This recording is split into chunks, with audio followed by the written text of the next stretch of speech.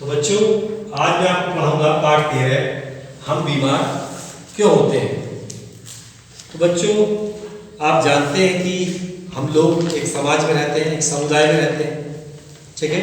सब लोग मिलजुल कर प्राकृतिक के साथ लेन देन करते हैं, प्रकृति की चीज़ों को प्रयोग में लाते हैं और मनुष्य का स्वास्थ्य, उसके अपने शरीर का ठीक होना, ये एक बहुत जरूरी चीज़ है, ठीक है ना। तो हम जो है अपने स्वास्थ्य के लिए एक दूसरे से जुड़े हुए हैं, है ना, क्योंकि हम प्राकृतिक चीज़ों का प्रयोग करते हैं जो हमें स्वस्थ या अस्वस्थ बनाती हैं, ठीक है। तो हमारे शरीर का अस्वस्थ होना या फिर बीमार होना, ये इसको समझना इतना आसान नहीं है, काफ़ी जटिल है। जब हम पूछते हैं कि बीमारी का क्या कारण है और इसकी रोकथाम कैसे होगी, तो हमें इन अवधारणाओं का अर्थ जानना आवश्यक हो जाता है कि हम बीमार क्यों होते हैं, उसके क्या लक्षण हैं, कैसे रोग को हम रोकेंगे। तो हम जानते हैं कि कोशिकाएं सभी जीवधारी की मौलिक इकाई है। हमारा शरीर किससे मिलकर बना है? कोशिकाओं से मिलकर बना है। कोशिकाएं विभिन्न प्रकार के रासायनिक पदार्थों जैसे प्रोटीन, कार्बोहाइड्रेट, वसा, लिपिड आदि से बनी होती है। कोशिकाओं के अंदर कुछ न कुछ क्रियाएं हमेशा चलती रहती हैं। कोशिकाएं गतिशील होती हैं। जिन कोशिकाओं में गति नहीं होती उनमें भी कुछ न कुछ मरम्मत का कार्य चलता रहता है। नई नई कोशिकाओं का निर्माण होता रहता है। हमारे अंगों तथा ऊतकों में बहुत सी विशिष्ट क्रियाएं हमेशा चलती रहती हैं, जैसे हृदय का धड़कना, हमें उसका आभास नहीं होता। फेफड़े सांस लेते हैं। वृक्क यानी किडनी जो है वो हमारे रक्त को शुद्ध करती रहती है। मस्तिष्क जो है हमारा दिमाग, वो सोचने का कार्य करता रहता है। तो बहुत सारी क्रियाएं हमारे शरीर में चलती रहती हैं। ये सभी क्रियाएं एक दूसरे से जुड़ी हुई हैं। जैसे यदि वृक्क मतलब किडनी, यदि वृक्क निस्पंदन का कार्य ठीक प्रकार से नहीं करता है तो शरीर में विषैले पदार्थ इकट्ठे हो जाए। वृक्क क्या करता है? शरीर से गंदगी को बाहर निकालता है मूत्र के रूप में। अगर ये गंदगी वृक्क ने काम करना बंद कर दिया तो ये गंदगी हमारे शरीर में इकट्ठी होने लगेगी और ये अगर इकट्ठी होगी तो हम बीमार होकर मृत्यु भी हमारी हो सकती है। तो इसलिए हर चीज़ का बहुत इम्पोर्टेंस है, महत्व है। तो जब विषैले पदार्थ एकत्रित हो जाएंगे वृक्क काम न करने से, तो इस स्थिति में मस्तिष्क अपना कार्य उचित प्रकार से नहीं कर पाएगा। जो हमारा दिमाग है, इन सभी पारस्परिक क्रियाओं को सुचारू रूप से चलते रहने के लिए ऊर्जा और कच्चे पदार्थ की जरूरत होती है। जरूरी नहीं कि अंग अगर ठीक है लेकिन उसे ऊर्जा ही नहीं मिलेगी, हमको पोषण नहीं मिलेगा तो भी अंग बेकार हो जाएगा, ठीक है। तो ऊर्जा और कच्चे पदार्थ जो हम भोजन के रूप में लेते हैं वो कच्चे पदार्थ हैं, उन्हीं से हमें ऊर्जा मिलती है, ठीक है बच्चों। अब हम पढ़ते हैं स्वास्थ्य एवं इसका बिगड़ना।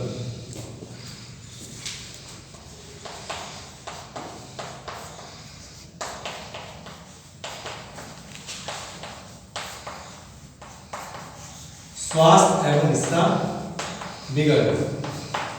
तो बच्चों, स्वास्थ्य क्या है? स्वास्थ्य मैंने आपको पिछली क्लास में बताया था।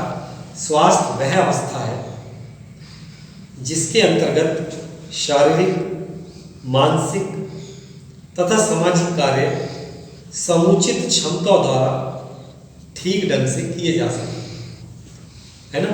स्वास्थ्य का मतलब केवल शरीर ही ठीक होने से नहीं है, मस्तिष्क में भी अच्छे विचार हो या वो परेशान ना हो और आसपास के समाज से भी आपका अच्छा व्यवहार हो, तो इसे कहा जाता है पूर्ण स्वास्थ्य, ठीक है।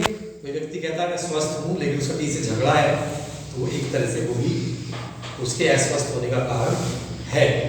तो सामाजिक, मानसिक और शारीरिक तीनों प्रकार से अगर ठीक चल रहा है सब कुछ, तो व्यक्ति पूर्ण रूप से स्वस्थ माना जाता है, ठीक है।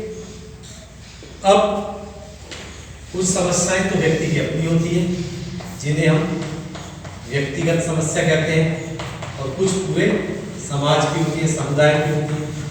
व्यक्तिगत व समुदाय की समस्या थोड़ा सा इसके बारे में जानेंगे। क्या है बच्चों? स्वास्थ्य का अर्थ मात्र रोग ना होना ही नहीं। हमारे अंदर कोई रोग नहीं है इसका मतलब ऐसा नहीं कि हम स्वस्थ हैं। तो स्वास्थ्य का अर्थ मात्र रोग की अनुपस्थिति अथवा शारीरिक स्वस्थता नहीं है। यदि किसी व्यक्ति को शारीरिक, मानसिक तथा सामाजिक जीवन क्षमता की पूर्ण रूप से वो उनको चला रहा है अच्छे से, तब उसे स्वस्थ माना जाएगा। कोई भी व्यक्ति इसे स्वयं प्राप्त नहीं कर सकता।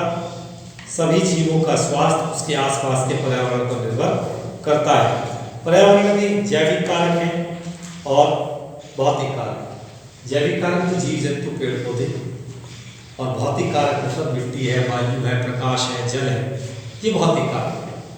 तो दोनों ही चीजें हैं, जैसे चक्रवात, वर्षा, गर्मी, ये भौतिक कारक है और जो हमारे स्वास्थ्य को अनेक प्रकार से प्रभावित भी करते हैं। मानव समाज में रहता है, वो एक सामाजिक प्राणी है।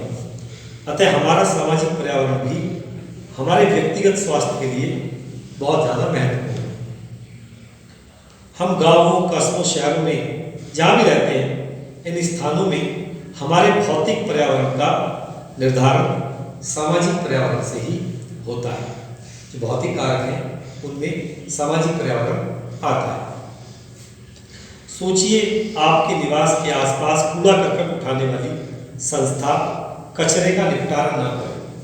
अगर कोई कचरा उठाने ना है तो क्या होगा? तो उस स्थिति में कचरा आपके पास इकट्ठा हो जाएगा, वहाँ मक्खी होंगी, अनेक प्रकार के गंदे कीड़े उत्पन्न होंगे जिनसे आप बीमार हो सकते हैं।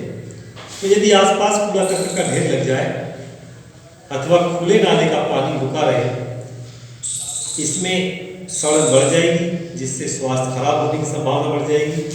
अतः व्यक्तिगत स्वास्थ्य सही रहे, इसके लिए सामुदायिक स्वच्छता जरूरी है। स्वस्थ रहने के लिए भोजन की आवश्यकता होती है। भोजन का स्तर भी अच्छा होना चाहिए। अगर हम अच्छा भोजन खाएंगे तो हमारा शरीर स्वस्थ रहेगा। स्वस्थ रहने के लिए प्रसन्न रहना भी जरूरी है। स्वस्थ रहने के लिए प्रसन्न रहना भी जरूरी है। इसके लिए हमारा व्यवहार ठीक होना चाहिए। हम प्रसन्न कब रहेंगे? जब हमारा खुद का जो व्यवहार है दूसरों के साथ अच्छा रहेगा। ठीक है, हमारा किसी के साथ विवाद ना हो, हमें किसी से डर ना हो, तो हम जो है वो खुश रहेंगे। तो इस प्रकार कुछ व्यक्तिगत चीज़ें भी हैं और कुछ सामुदायिक चीज़ें भी हैं जो हमारे स्वास्थ्य को प्रभावित करती हैं। व्यक्तिगत में तो हमारी अपनी स्वच्छता आती है, शरीर को स्वच्छ रखना, अच्छा खाना खाना, अच्छे वातावरण में वायु, और सामुदायिक में हमारे आसपास का वातावरण आता है जो हमें प्रभावित करता है। ठीक है, अब अगला है स्वस्थ रहने तथा रोग मुक्त होने में अंतर।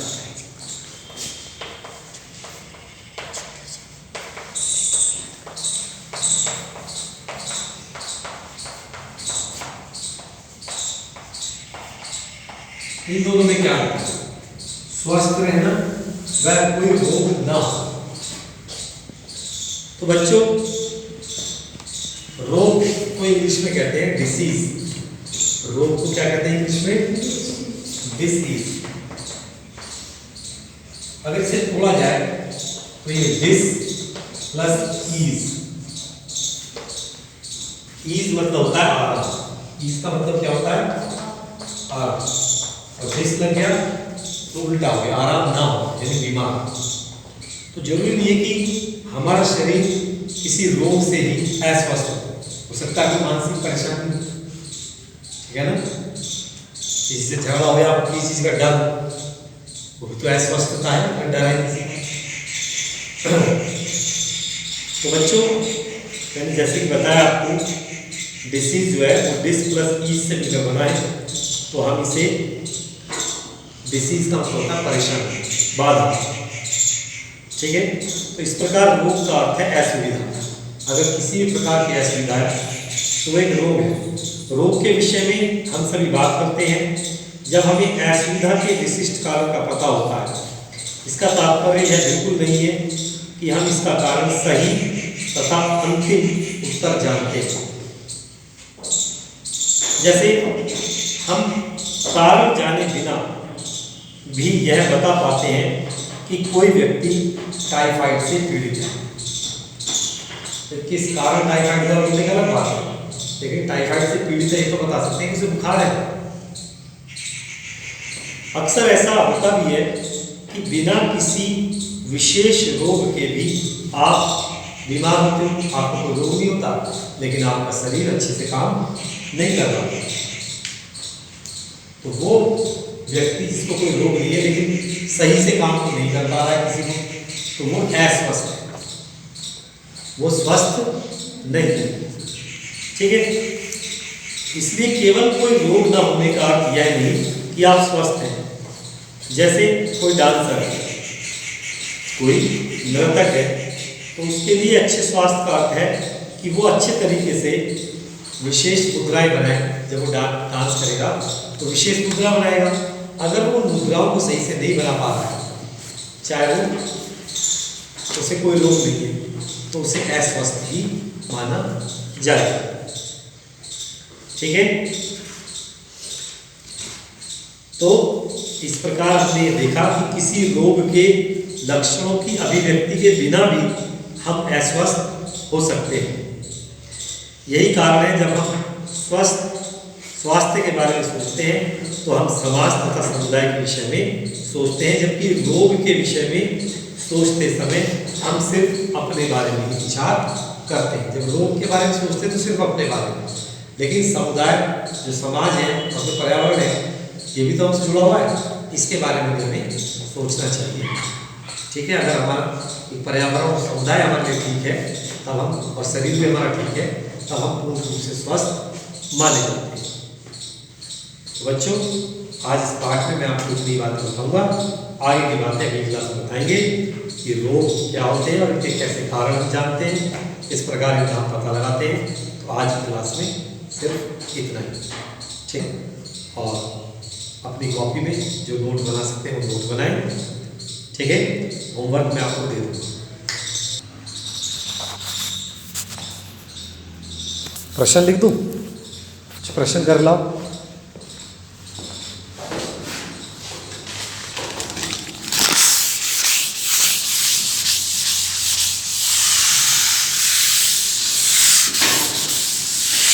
वैसे ज़्यादा प्रश्न तो इसमें निकलेंगे नहीं, बस इसमें आप एक दो परिभाषाएं कर लें।